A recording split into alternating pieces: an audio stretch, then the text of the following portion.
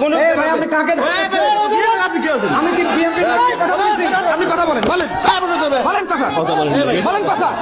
তারিখের পর থেকে কারা খাও খাও করছে, কারা এই দেশের মানুষের অধিকার প্রতিষ্ঠার পক্ষে রাজনীতি করছে।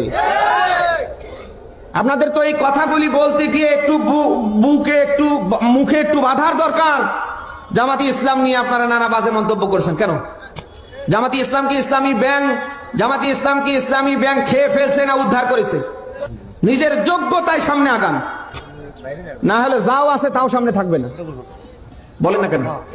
কোন নব্য জালিমকে, নব্য স্বৈরাচারকে বাংলার কোন চেয়ারে আমরা দেখতে চাই না।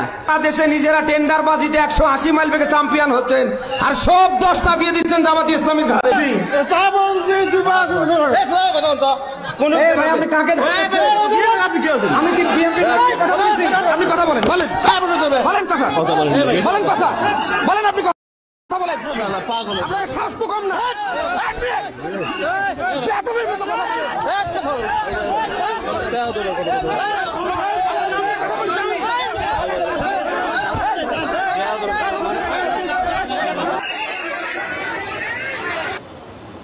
উপজেলা শাখা, সকল ইউনিয়ন শাখা এবং এর মধ্যে আমরা ওয়ার্ড শাখাগুলোর কাজ আলহামদুলিল্লাহ শুরু হয়েছে।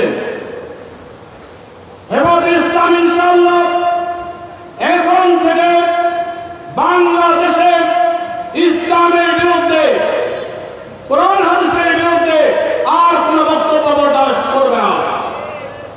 হেফাজতে ইসলাম রাজনীতি করে না, কিন্তু ইসলামের বিরুদ্ধে কোনো কাজ করতে হেফাজতে ইসলাম দিবে না ইনশাআল্লাহ। আগামী বাংলাদেশ হবে ইসলামের বাংলাদেশ।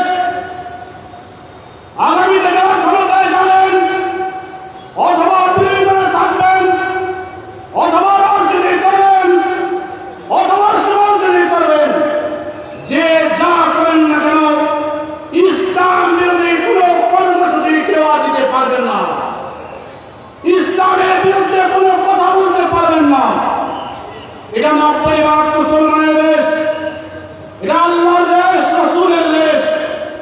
আল্লাহ বলেছেন ইন হুকমু ইল্লা লিল্লাহ, পৃথিবী আমার, এই পৃথিবীটার মালিক আমি।